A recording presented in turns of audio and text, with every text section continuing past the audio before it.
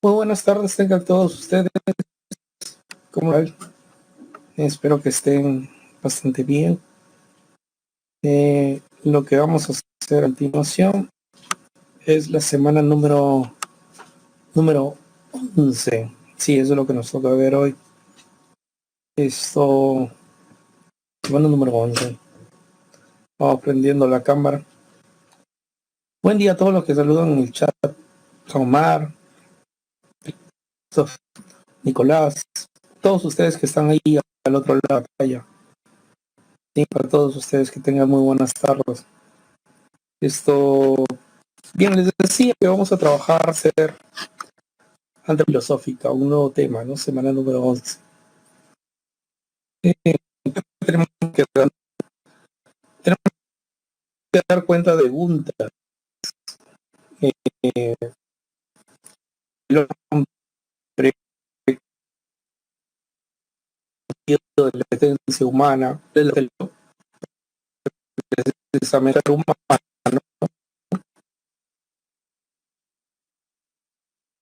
de su iglesia, esencia o Profesor, buenos días. buen día. Podría apagar su cámara para que pueda fluir bien el internet, se les escucha entrecortado. Sí, bien, chicos, si se escucha entrecortado, ya. Lo que puedo hacer es cambiar de puerto.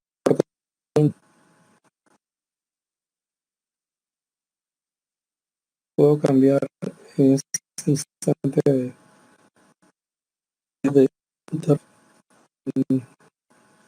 es una posible. No.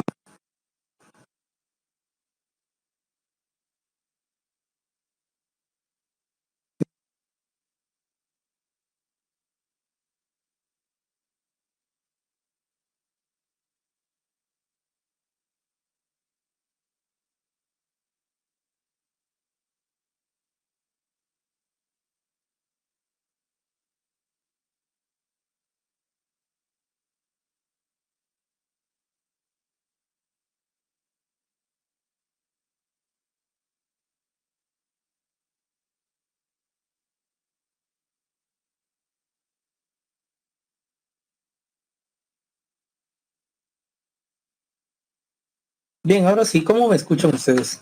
Díganme, ¿me escuchan bien, más o menos? ¿No se escucha? ¿Se escucha entrecortado otra vez? ¿Me lo confirman, chicos? Escucha mejor, profesor. Listo, ya. Entonces solamente era una cuestión de cambiar de internet de inmediato. Me cambié de puerto de internet y entonces automáticamente se mejoró todo. Listo. Jóvenes, les hacía la pregunta. ¿Alguna vez ustedes han preguntado por el sentido de su existencia? ¿Qué pregunta te has hecho? ¿O nunca te has preguntado por tu existencia? No te importa tu existencia. Bueno, que cabe la posibilidad de no estar mal, ¿eh? Dígame, ¿alguna vez ustedes se han preguntado por ello? ¿Qué dicen? ¿Qué comentan? ¿Por qué no nací gato? Ajá. ¿Por qué no nací gato? Debe ser una chica que admira, perdón, debe ser un chico que admira a los gatos, ¿no? Sí. Bueno, por ejemplo, una pregunta sobre el sentido de nuestra existencia es hacia dónde apuntamos como humanidad o como ser individual cada uno, ¿eh? Porque, por ejemplo, cuando alguien viene a este mundo ya se sabe lo que va a hacer, ¿no? 4 años tiene que ir ya hacia lo que es el jardín, después pasar por el día inicial, después primaria, después secundaria, después si quiere universidad y vive en Perú necesita pasar por la preparatoria, después universidad, después trabajar 20 años, 25 años y después recién descansar. ¿Sí? En eso es lo que se circunscribe, ¿no? La existencia. Entonces, para eso hemos venido a este mundo. Y alguien dirá, pero, profe, no todos van a la universidad. Bueno, pero sí o sí todos pasan por el colegio, ¿no? Y después sí o sí todos tienen que trabajar 20 o 25 años de su vida, ¿verdad? Entonces, parece que el sentido de nuestra existencia, ¿sobre qué o sobre dónde se orientará? ¿no? Sobre qué o sobre dónde se orientará. Parece que se orienta para lo que el ser humano tiene que hacer a lo largo de la vida, ¿no? Es decir, se remonta al estudio y al trabajo, ¿no? Pero solamente para eso hemos venido a este mundo, para estudiar y trabajar, no hay otra cosa más que hacer. Es una pregunta de reflexión sobre el sentido de nuestra existencia, ¿no? O como también la que hizo simplemente vuestro compañero, ¿no? ¿Por qué nací un humano y por qué no nací gato? ¿No es cierto?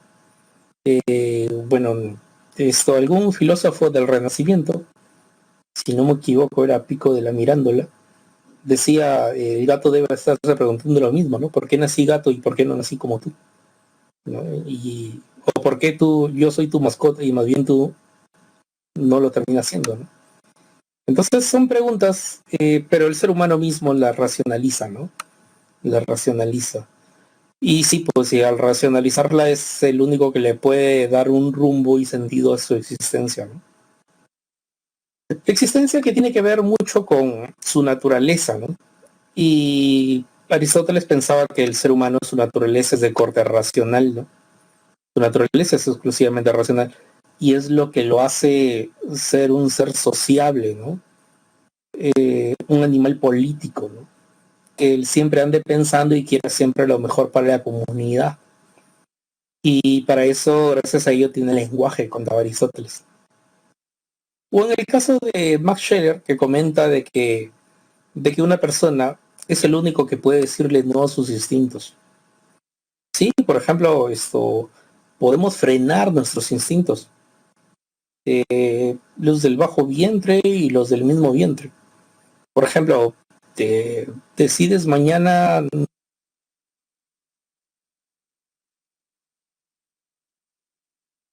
y por más que tengas hambre en tu mente está, no tengo que comer, ¿no? Y bueno, decides no comer todo el día y así lo haces. Y así ocurre. No pasa lo mismo con los animales. A ver que un perro o un león se diga a sí mismo un día no comer, va a ser bien difícil, ¿no? Sí, lo primero que encuentra lo va a devorar. Entonces el ser humano es el único que le puede frenar sus instintos, ¿no? Puede frenar sus instintos, ¿no? Y eso reconocía Max Scheler en la naturaleza del ser humano, ¿no? Por otro lado, también la naturaleza del ser humano se remonta a dar cuenta lo que respecta a cómo éste ha llegado aquí. Sí. Puede ser, por ejemplo, una posición evolucionista, sí, podría ser ello. Para Charles Darwin, siglo XIX, sustenta de que el hombre es un fabricante de herramientas, su naturaleza consiste en eso.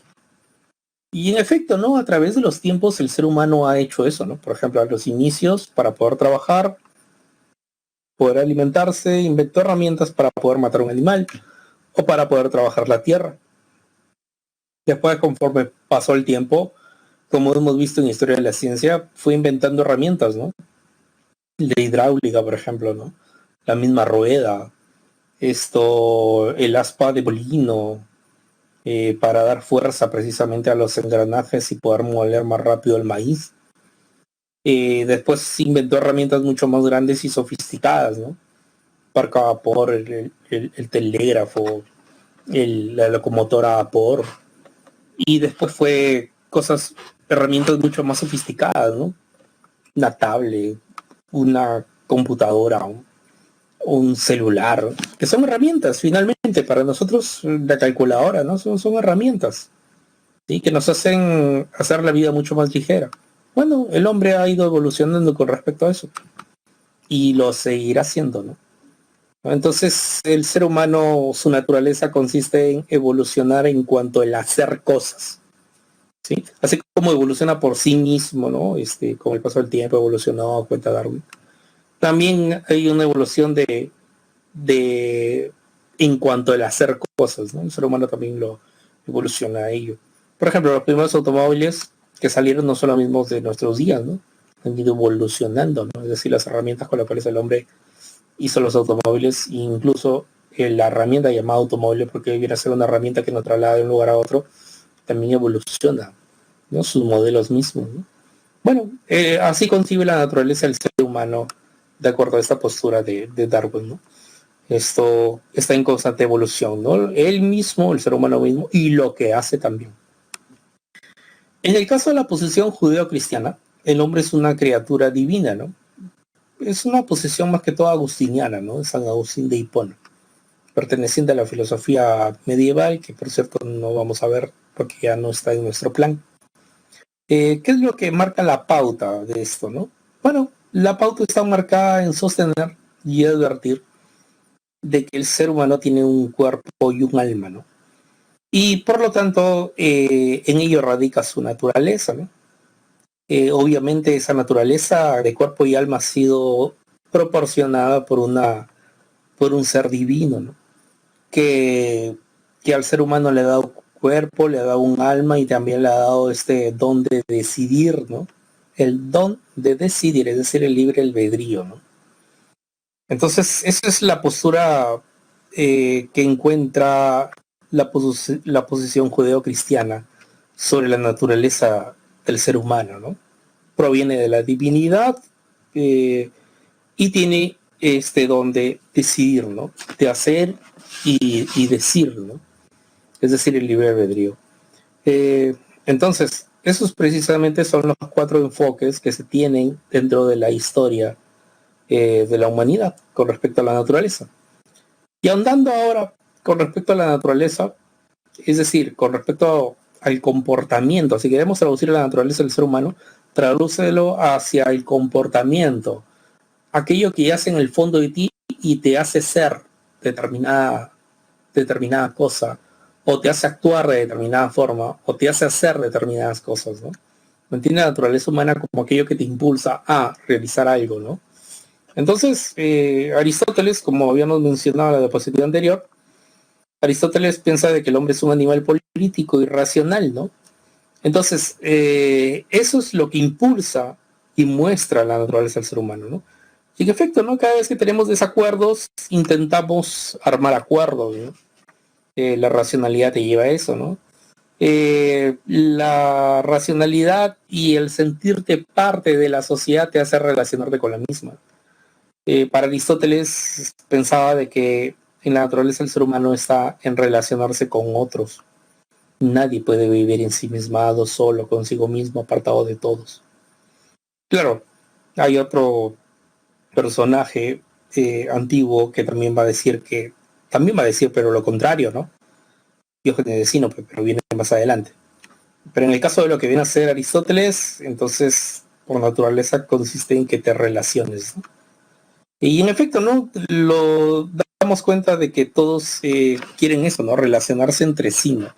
Los unos con los otros. Es bien difícil vivir consigo mismo, ¿no? Y en el caso de lo que viene a ser Descartes, ¿cómo ve la naturaleza? A ver, profe, para Aristóteles el ser moría, su alma trascendía o también moría. Ah, muy buena pregunta.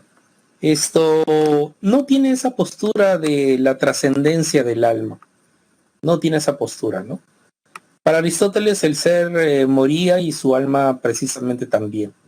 Sí, precisamente también. No hay esa alusión platónica, ¿no? Diría que Aristóteles está más con Demócrito. Recuérdese que para Demócrito sí existe el alma, pero se disgrega cuando el cuerpo perece. ¿Sí? Entonces la misma postura tendría en este caso Aristóteles, ¿no? Si decimos lo contrario, entonces se asemeja a la posesión platónica, y la posesión platónica es idealista. Y recuérdense que Aristóteles, más que andar pensando en un mundo de las ideas, era concreto, ¿no? Es decir, se basaba en lo que viene a ser la materia misma, ¿no? No quiero emplear el término materialista, que es un término más que todo contemporáneo, ¿no? Eh, en lo que viene a ser el hombre, es un compuesto para Descartes, compuesto de res extensa, ¿no? Sustancia material y res cogitan, sustancia pensante. El hombre es una cosa que piensa. Es decir, para Descartes la naturaleza del ser humano consiste en ser una cosa. Ustedes se sienten una cosa, chicos, ustedes sienten que son una cosa, a la manera de Descartes. ¿Qué dicen ustedes?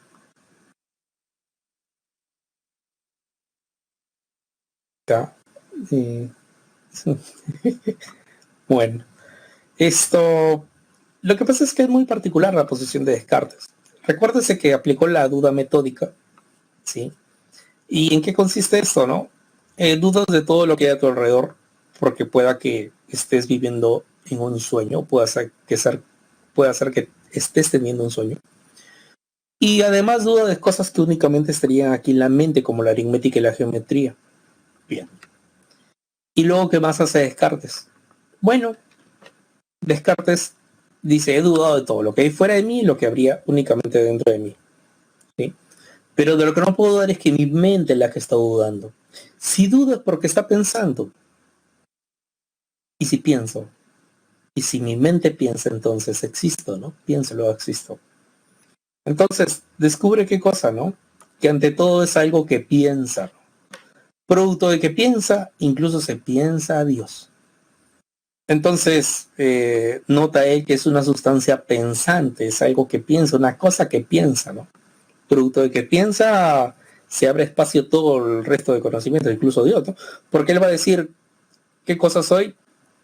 ¿Soy un ser perfecto e infinito? No, soy todo lo contrario. Soy imperfecto y soy finito. Y si soy eso, debe haber alguien que tenga lo contrario, es decir, perfección e infinitud. ¿Y quién puede ser ese alguien que tenga perfección e infinitud? Obviamente el único será Dios.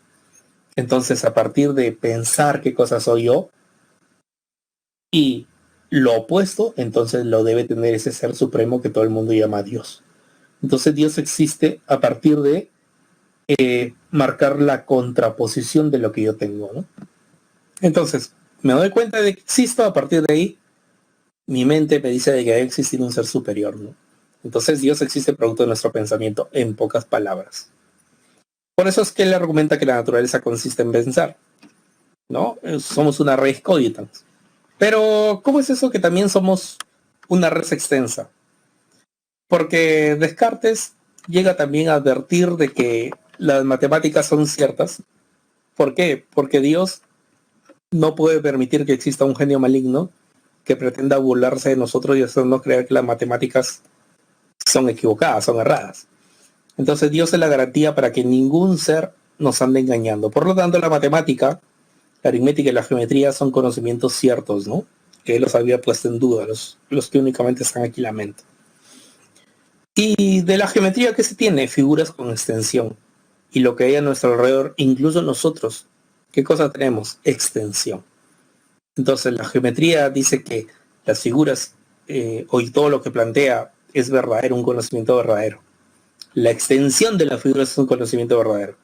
Entonces, en el caso de nosotros, y todo lo que vemos a nuestro alrededor, la extensión es cierta, ¿no? Las cosas son ciertas porque tienen extensión. ¿Por qué tienen extensión? Sí, porque la geometría dice existen figuras con extensión, la extensión es un conocimiento cierto. Las cosas y nosotros, como seres humanos, tenemos extensión, por lo tanto somos cosas completamente ciertas, es decir, cosas extensas ciertas, ¿no? Entonces, por eso sostiene que la naturaleza del ser humano es extensa y además es pensante, ¿no? Dos cosas a la vez sintoniza ahí como que viene a ser nuestra naturaleza, ¿no? Nuestra naturaleza propia. Por otro lado, existen también otras maneras de ver la naturaleza del ser humano, ¿no? A la manera de Cassirer, ¿no? A la manera de Cassirer. Dice, el hombre es un animal simbólico para Cassirer. Sí, por ejemplo, los símbolos se expresan a través de los mitos, de las leyendas. Sí, son expresiones simbólicas del ser humano. Las creencias, la religión misma, terminan siendo expresiones simbólicas del ser humano. El lenguaje que duda. Que puede existir el lenguaje hablado, también el lenguaje mímico, también es de corte simbólico. La ciencia tiene un simbolismo poderoso, el número, por ejemplo. ¿Sí? El arte también, ¿no? Los dibujos son expresiones simbólicas del ser humano. El ser humano es un ser netamente lleno de símbolos, ¿no? Por ejemplo, aquí veo en el chat, ¿no? Aquí veo en el chat, ¿no? ¿Qué veo en el chat, no? Expresiones simbólicas, ¿no? Por ejemplo, veo esto. Es una expresión simplemente simbólica, ¿no? O veo simplemente esto, ¿no? Es una expresión simbólica, ¿no? Y así, son expresiones simbólicas. Entonces el ser humano Casimir tendría razón en este caso, ¿no? Somos seres humanos que nuestra naturaleza es o consiste ser simbólico. Existen personas que se muestran con un simbolismo académico, intelectual, ¿no? Mediante la escritura, por ejemplo, los escritores. Y hay otros que también no académicos, no intelectuales, también se muestran siempre de manera simbólica, ¿no? Por ejemplo, ¿no? Los pandilleros dejando sus grafitis ahí por las paredes o por los puentes, ¿no? Son expresión simbólica, ¿no? Entonces él ve por todos lados que hay simbolismo humano. Entonces parece que también tuviese razón, ¿no?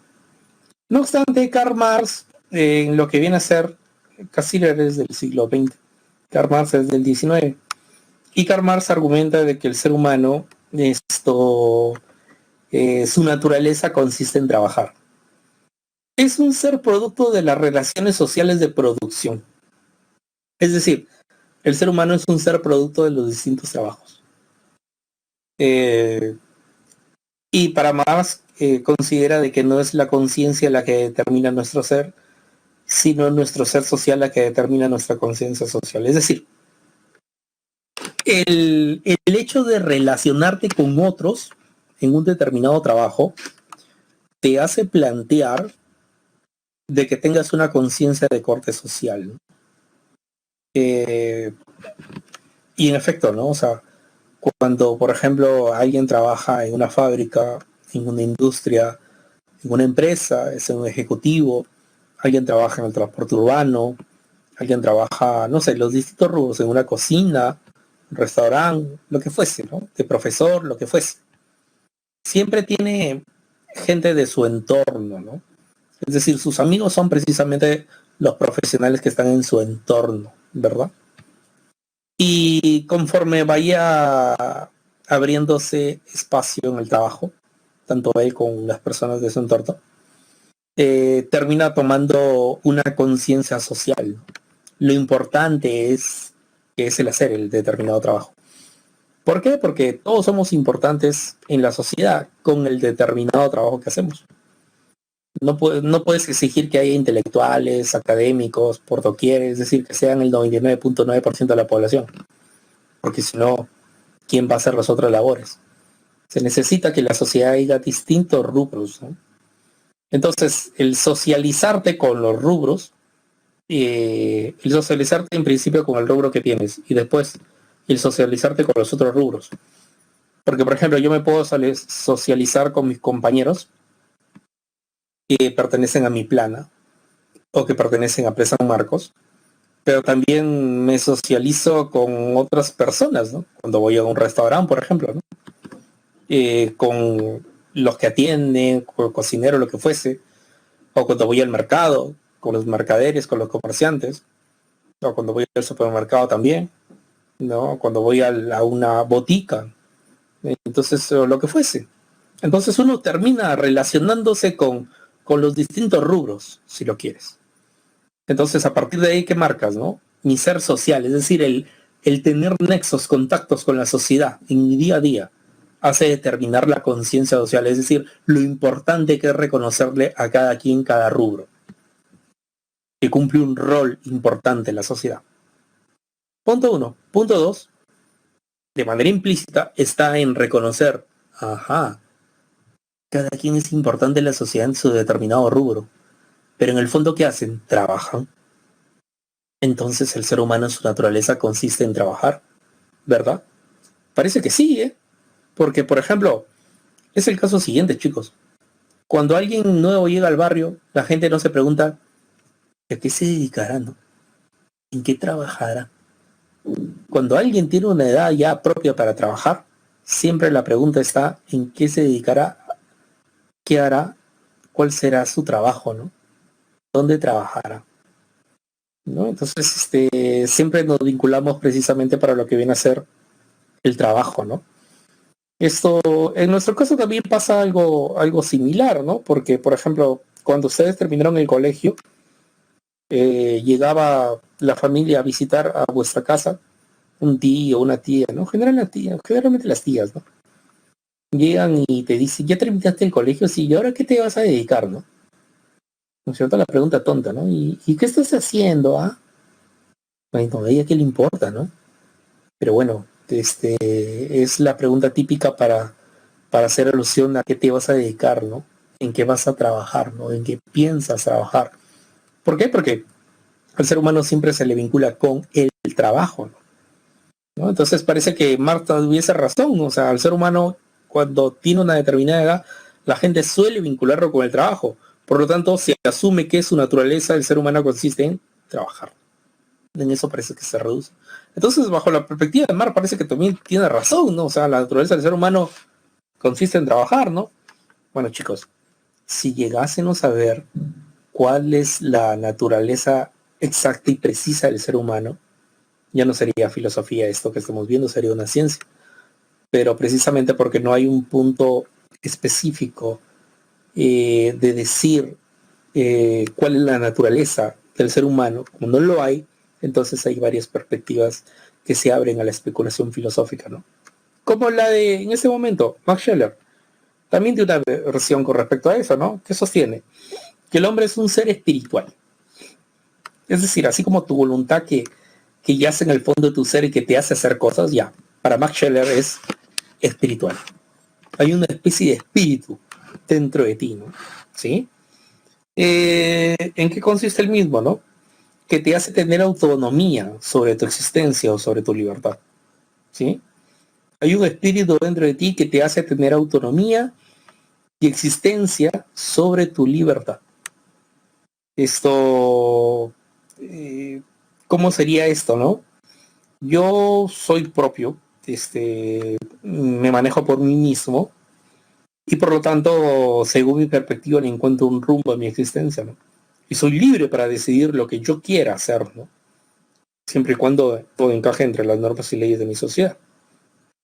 Y además existe un espíritu dentro de mí y que a cada ser humano le produce esta autonomía de qué cosa, de objetivar y representar el mundo, es decir, estudiar el mundo. Y ¿saben qué? Cada uno lo estudia desde sus distintas maneras, ¿eh? Sí, estudiamos el mundo, es todo lo que vivimos a nuestro alrededor. Todo lo que vivimos a nuestro alrededor es el mundo. Y cada quien lo objetivo y lo representa al modo que quiere. Los científicos son la más clara muestra de que objetivan, representan el mundo de eso que lo estudian, ¿sí? Y cada quien en su rubro, ¿no? Sí. Entonces esto parece que Max Scherer también tendría razón, ¿no? Y es más, nosotros también, o la gran parte de las personas, quiere objetivar y representar el mundo, ¿no? Algunos en su determinado rubro de trabajo representan al mundo, en ese determinado rubro, siendo, no sé, no quiero mencionar oficios, pero los distintos oficios para que la gente trabaje es una forma de representar el mundo, ¿no? Sí. Y de ser objetivos con el mismo, ¿no? Y de estudiarlo, ¿no? Porque aquel que se empeña en algo siempre quiere hacerlo cada vez mejor, ¿no? Hacerlo cada vez mejor. Eso significa objetivar el mundo, estudiar el mundo, ¿no? Aquel que, por ejemplo, construye casas, ¿no? Un constructor, un albañil, un maestro de obras, ¿no? Representa al mundo en el hecho de que construye precisamente casas para los seres humanos a cambio de dinero. Y además objetiviza porque estudia precisamente cuál es la mejor forma de construir las casas, ¿no? Sí, de manera implícita lo hace, ¿no? Uno ve precisamente que tiene una reglita ahí con la cual mide las paredes ahí que están rectas, derechas y todo ello, ¿no? Entonces eso es importantísimo dentro de cada rubro, ¿no? Que cada quien objetivice representa el mundo. Y por otro lado está el tener autoconciencia. Somos los únicos que tenemos autoconciencia.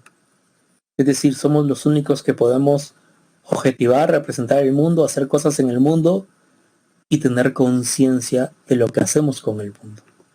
Sí. Aunque hay algunos que no tienen conciencia, sobre todo los políticos, ¿no? Que son los que terminan llegando y dirigiendo a la sociedad, ¿no?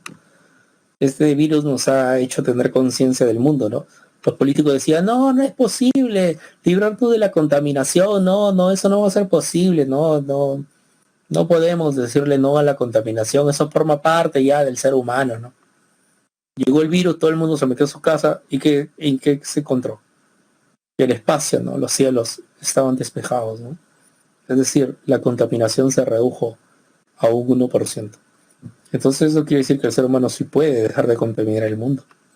Lo que pasa es que no quiere, que es distinto. Machero te diría, entonces, con ese tipo de acciones tú te das cuenta, ¿no? Tienes conciencia en el fondo de lo importante que es el mundo y de cuidarlo también. Entonces, cada cosa que hagas, cada cosa que digas, tú puedes tener conciencia.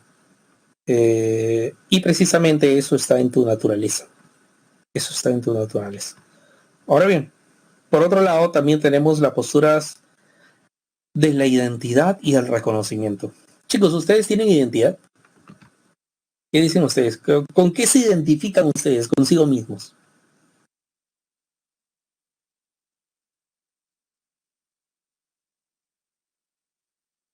¿Qué dicen? Ya, pero ¿con qué te identificas? Con un gato. Otra vez, un gato.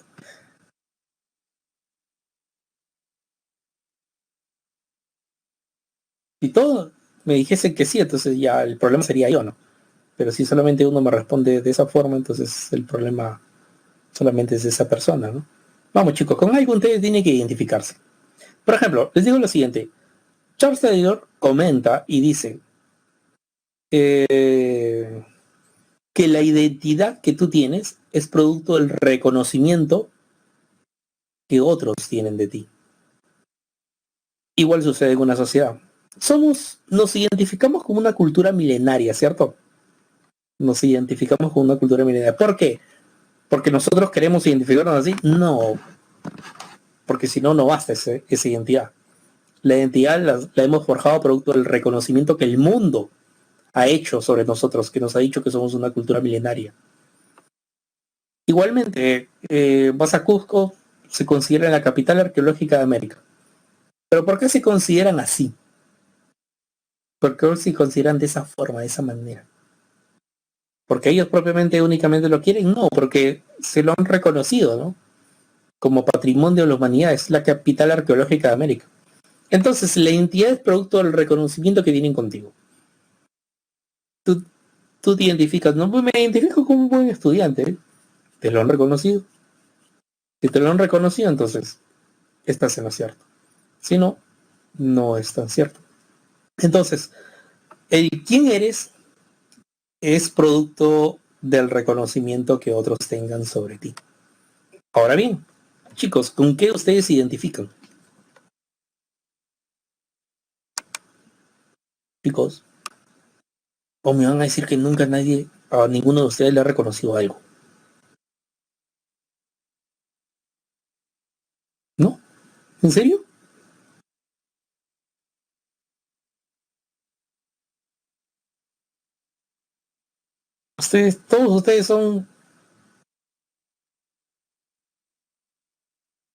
Todos ustedes se muestran de manera simbólica, ¿no? No tengo identidades. Pero algo tienen que saber, no sé, pues hacer, ¿no? Por ejemplo, en el aula anterior, en el aula virtual anterior, de los jóvenes decía, yo me identifico con ser un buen pianista, ¿no? Había un chico que tocaba piano, ¿no? Y entonces, y a mí me han reconocido, ¿no? Incluso dice él, ¿no? Seguramente estudiará, no le pregunté, no quise ahondar un poco más, pero seguramente estudiará en un determinado lugar, ¿no? No sé, en el conservatorio de música, qué sé yo, ¿no? Y entonces se siente identificado con la música, ¿no? Con el piano, con el hacer precisamente con el tocar ese instrumento, ¿no? Otros me dijeron, yo me siento identificado con el estudio, profe, ¿no? A mí siempre me han reconocido como un buen estudiante, ¿no? Entonces me identifico con eso. Bueno, y así varios de ellos me dieron una identidad, ¿no? Entonces, pero aquí en esta aula virtual me doy cuenta que nadie tiene una identidad. Que nadie la han reconocido, ¿eh? Profe, entonces la identidad implica la visión que tienen la sociedad sobre uno. Claro, no solamente la sociedad, sino el otro, ¿no? Uno, dos, tres personas, lo que tengan hacia ti, ¿no? Entonces, eso va forjando la identidad, ¿no? Eso va forjando la identidad. Sí, entonces no me ven, profe, pero tienes que mostrarte, pues, o sea, tienes que mostrarte, ¿no? Es como decir, ¿no? Soy asocial, pero ¿En serio eres antisocial, Jennifer? No lo creo. No, seguramente lo dirá por vacilarnos, ¿no? Pero es bien difícil ser antisocial, ¿eh? Sí, es bien difícil ser antisocial. El ser humano es un ser social por naturaleza, decía Aristóteles. Entonces, o de repente Jennifer dice, no, yo soy una persona, soy social, es decir, no me gusta las reuniones sociales y todas esas cosas. Y entonces tú te identificas con ser una persona autónoma, ¿no? En parte, ¿no? Y entonces tienes una identidad formada de esa forma porque reconoces que todos te ven así, ¿no? Es más, o sea, no te invitan a la fiesta porque saben que no vas a ir, ¿no? Entonces, ya reconocen en ti que no te suele gustar esa cosa y por lo tanto tú te identificas con eso, ¿no? O sea, si yo me considero responsable y la otra persona no me identifica así, ¿significa que no lo soy? No, no. Porque es bien difícil de que tú seas responsable, ¿sí? Es bien difícil de que alguien sea responsable y que el 100% de personas que te conocen te digan que no eres responsable, cuando sí lo eres. El hecho de que del 100% de personas, una o dos digan que no lo eres, y el resto, el 99% digan que sí, entonces lo que manda es el 99%. No esas excepciones, no esas pocas excepciones, ¿sí? Entonces, sí insisto, ¿no? Por ejemplo, a mí me ha pasado cuando he ido en Cusco, y hay distintos turistas que dicen, oye, pero yo me esperé mejores cosas, ¿no? Pero bien raros son los incas, ¿no? Cómo hacían cosas, ¿no? Sí, hay cosas que no entiendo por qué las hacían. Bueno, pero el hecho que afirmen eso no les va a quitar la identidad ya adquirida aquí a los cusqueños, ¿no? De ser parte o de ser la capital arqueológica de América, ¿verdad? El hecho de unas cuantas opiniones no te va a quitar precisamente lo con lo cual ya te identificas, ¿no es cierto? Entonces eso es precisamente, ¿no? Eso es, sí, no hay de qué. Entonces es importante, por eso es importante sus preguntas de ustedes. Entonces, en resumen, ¿no? La identidad que tú tienes o la identidad que tu sociedad tiene es producto del reconocimiento que se le han hecho, ¿no?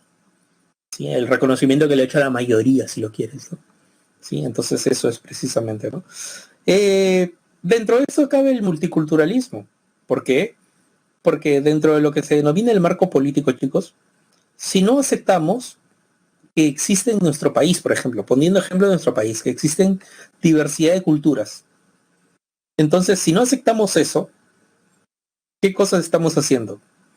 Estamos teniendo una sociedad sin identidad. La gente que vive alrededor del país, porque el país no solamente es Lima y la costa, sino el país va a ser desde la costa, sierra y selva, desde la ciudad y el campo, ¿sí? Y los sitios más apartados y recónditos de Perú. Todos ellos tenemos que reconocerle que forman parte de una determinada cultura, porque somos un país multicultural, que duda cabe, ¿no? Entonces así cada uno se siente identificado consigo mismo. Pero si desprestigiamos cualquier otra cultura que no sea la nuestra, la gente, entre comillas, se va a criar, va a crecer, ¿sí? Va a vivir en esta sociedad sin identidad. Entonces es importante que ellos se identifiquen con algo y que otros también se lo reconozcan de buena forma, ¿no? De buena fe, ese algo que tienen, ¿no? Entonces así contribuimos precisamente a lo que viene a ser el bienestar de la sociedad, ¿no? Al multiculturalismo, ¿no? ¿Sí? Entonces eso precisamente es importante, ¿no? Reconocerle a cada quien lo suyo, lo que tiene, su cultura, ¿sí? En cualquier parte del Perú y también del mundo, ¿no? Y así forjamos gente con identidad, ¿no? Con identidad, ¿no? Sí. Eso es precisamente la importancia en cuanto a la construcción de la identidad. Así es como se va haciendo la identidad. Así es como se va haciendo la identidad. Por ejemplo, los estadounidenses, ¿con qué identidad crees tú que tienen ellos? Una identidad capitalista, ¿verdad? ¿Y por qué? Porque el mundo se la ha reconocido. Todos sabemos que a ellos lo que más les interesa es el dinero. Vemos, por ejemplo, lo último que ocurrió, ¿no? La pandemia. ¿Qué dijeron? ¿Salud o dinero? Dinero, pues, ¿no? Importa más el dinero, ¿no? Entonces eso es lo que terminó pasando ahí, ¿no? Y en otros lugares también, ¿no? En otros lugares también su identidad se va forjando a partir del reconocimiento, ¿no? Que se les haga, ¿no? Por ejemplo, en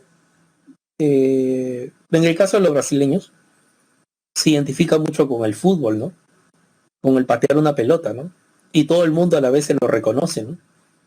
Y ellos precisamente se sienten muy identificados, hombres y mujeres se sienten identificados con el fútbol ahí, producto del reconocimiento que la gente les, alrededor del mundo, la mayoría les ha hecho, ¿no? Que ahí es donde mejor juegan al fútbol, por ejemplo. Entonces, esa es precisamente la posesión. Ahora bien, el problema es el sentido de la existencia. ¿Cuál es el sentido de la existencia humana, no? ¿Para qué tanto esfuerzo y trabajo si algún día voy a morir, dicen algunos? ¿Hacia dónde se dirige la humanidad? ¿Tenemos un objetivo? ¿Tendrá algún propósito la existencia humana? ¿En qué se diferencia la vida del hombre de los animales?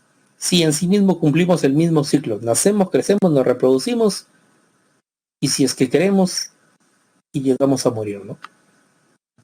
Entonces, ¿cuál es el sentido real de nuestra existencia? Con respecto a esto hay dos posiciones. Les cuento. La posición de Diógenes de Sinope, sí, uno de los creadores del cinismo, ¿no? ¿En qué sentido, no? En el sentido siguiente, ¿no? Diógenes de Sinope proponía una existencia muy particular, ¿no? Que le des un sentido a tu existencia, ¿no? ¿En qué forma, en qué manera, no? Decía lo siguiente, ¿no? Solo cuando piensas en la libertad y apartarte de todo, entonces tienes tú una existencia auténtica. Solo cuando piensas en la libertad y apartarte de todo, entonces tienes una existencia propia. El sentido de tu vida es conseguir la felicidad, pero Diógenes hacía alusión de que muchos se equivocan en el camino para conseguir la felicidad. Diógenes pensaba que la felicidad la puedes encontrar únicamente viviendo con pocas cosas. Con pocas cosas el ser humano es feliz. Se necesita pocas cosas para vivir. Pero sin embargo, todo el mundo ansía tener más y más y más. Y Diógenes te diría, el sentido de tu existencia debe ser en que te vas a sentir contento, tranquilo, cuando dejes de ambicionar más cosas. Esa es precisamente una alusión en el caso del sentido de tu existencia, ¿no? Diógenes siempre le gustaba estar solo, apartado de todos, ¿no? Como dijeron por ahí, era un asocial. Mejor dicho, era un antisocial. Pero ¿saben qué ocurre? De que cierto día Alejandro Magno escuchó sobre sus enseñanzas, sobre lo que profesaba con su vida mismo. ¿Y sabes qué es lo que ocurrió? Fue a buscarlo. Y aquí está la escena, parte del lado izquierdo, parte baja, donde le dice, ¿no? Diógenes estaba descansando afuera de su ciudad Sinope y le dice, si hay algo que pueda hacer por ti, dímelo, ¿no? Y simplemente el que le dice, ¿no? Simplemente apártate porque me estás tapando el sol, dice él, ¿no? Los soldados que acompañaban a Alejandro intentaron apresar a Diógenes por ese atrevimiento de haberle dicho eso a Alejandro. Alejandro, ¿qué dijo?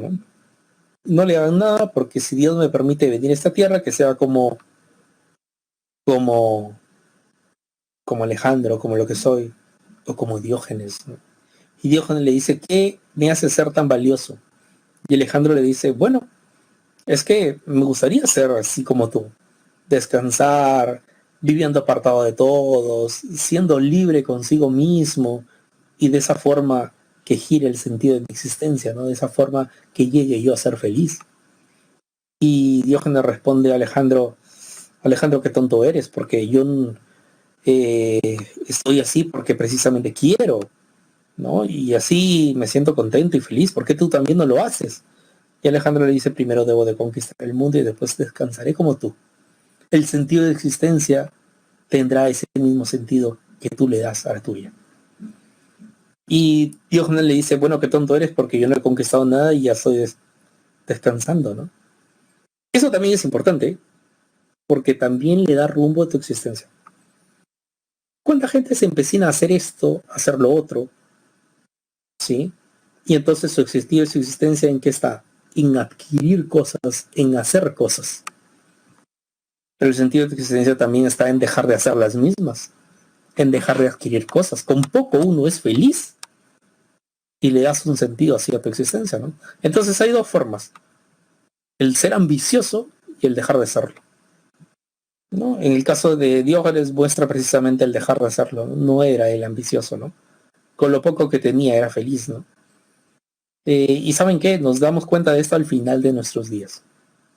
Sí, sobre todo si tienes abuelos o bisabuelos, esto te darás cuenta de que el sentido de su existencia de ellos, ¿sí? Es muy particular, ¿no? Te dicen, abuelito, para hacerle esto, abuelito, para hacer lo otro, y ¿qué te dicen? No, ya no, ya no. O sea, incluso algunos dicen, ¿por qué no te cambias de polo, abuelito? ¿Por qué no te cambias de camisa? ¿Por qué siempre paras con la misma, no? Bueno, ¿para qué? No, yo me he comprado ropa a lo largo de mi vida, ¿ya para qué? No, con eso está bien, ¿no? Me siento cómodo, ¿no? Entonces también el sentido de existencia depende de la edad que tienes. Sí, porque a la edad de 20 años quieres tener lo más nuevo y andar a la moda, ¿no? O si lo quieres, ¿no? Andar simplemente con ropa nueva, ¿no? Lo más presentable posible. Cuando llegas a tener una determinada edad de 90, 80 años, ya no te importa eso. Ya no te importa eso. Ya es todo lo contrario. Sí. Entonces el sentido de existencia también gira conforme a tus ambiciones y conforme a la edad que tú tienes, ¿no? Sí, en efecto, Nicolás, siempre se encuentra diversión hasta en las cosas más simples, ¿no? Por ejemplo, ¿no? Los niños cuando no tienen sus padres que les compren un carrito de juguete nuevo, ¿qué hacen? Una cajita de cartón, le ponen una pita y se ponen a jalarla, ¿verdad? Entonces, el sentido de tu existencia es según lo que tú quieras hacer de la misma, ¿no? Con el borrador. En efecto, ¿no? También podría ocurrir, ¿no? Por otro lado, está el problema del sentido de la existencia según Martin Heidegger. ¿Qué es lo que comenta este personaje, no? Dice lo siguiente, ¿no? Esto, él dice de que el ser, es decir, el ser humano ha caído en el olvido. Lo han tratado como un objeto más. ¿Quién? Descartes, por ejemplo, ¿no? Dijo que eres una cosa que piensas. Heidegger dice que el ser se encuentra arrojado en el mundo, es decir, que el ser humano se encuentra arrojado en el mundo. Se encuentra en un estado de arrojo. Está arrojado en el mundo. Ojo con eso, porque con eso se evitó hablar de Dios. Bien. Y define al ser humano como un Dasein, como un ser ahí, un estar ahí. Es decir, aquello que está en el mundo y que se va dando en el mundo. Esa es la existencia que encuentra Heidegger sobre el ser humano. Bien. Ahora, si te ha dicho que te encuentras arrojado en el mundo, por lo tanto eres un Dasein. Es decir, eres un ser para la muerte, ¿no? El Dasein termina siendo un ser para la muerte. Bien. Ahora bien, eso pasa únicamente si asumes que estás arrojado en el mundo. ¿Por qué? Porque un cristiano, un católico, no se va a hacer problemas con respecto a ello. ¿En qué sentido me refiero? Al siguiente. Un cristiano, un católico, sabe que haga lo que haga en esta vida, trae el cura, se confiesa y saldó el problema. Y sabe que le espera otra vida después de esta. ¿Sabes qué? Heidegger piensa que esas personas tienen una existencia inauténtica. Solo vas a tener una existencia auténtica cuando aceptes que estás puesto arrojado en el mundo y que te des cuenta que eres un ser para la muerte. Porque es lo más auténtico que puede tener el ser humano, reconocer eso, que después de la muerte no te espera nada. Sí. Y eso únicamente lo vas a tener cuando tengas alguna religión en tu cabeza. Ahí vas a vivir de manera auténtica. Es decir, pensando que después de la muerte no te espera nada. Y en efecto, ¿no? O sea, aquel que no es cristiano, no es católico o alguna religión que le diga que le espera otra vida después de esta, aquel que no tiene eso, acepta que es un ser para la muerte, ¿no? Siente que es lo más auténtico y sabe que con la muerte, es decir, que con ella no te espera nada, ¿no? Y qué triste saber que con ella no te espera nada, ¿verdad? Con la muerte. Entonces, con eso nos damos cuenta de lo siguiente, ¿no?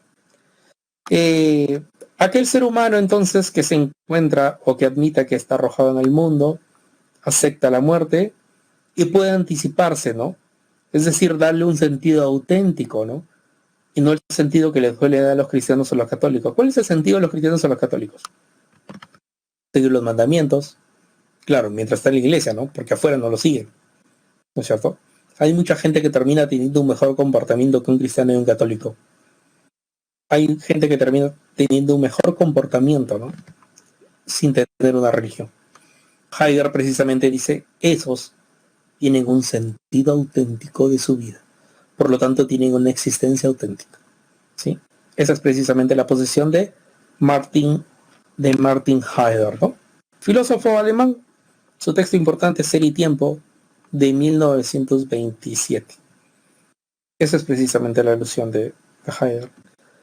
Y esas son las claves de evaluación, la lectura, aquí está, y los ejercicios respectivos también.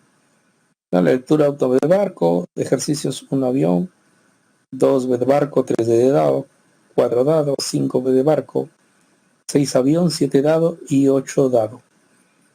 Y ya faltando 4 minutos antes que se me vaya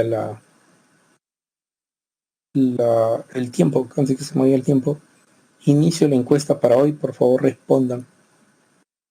Respondan, por favor.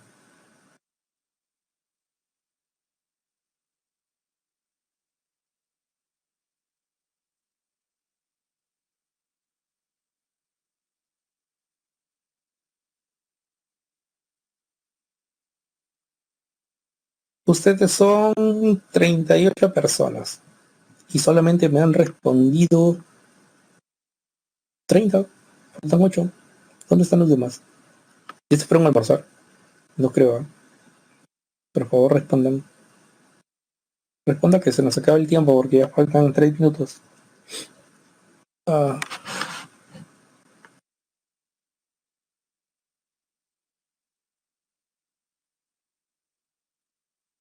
Faltan 6 personas por... no, faltan menos, 30. Faltan 4 personas, ¿no? Porque veo que 2 se han ido. 2 se han ido ya.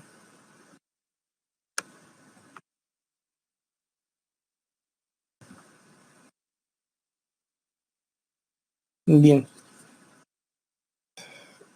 Bien, jóvenes. Entonces esto... No sé si tenga alguna inquietud, pregunta. Faltan 2 minutos ya.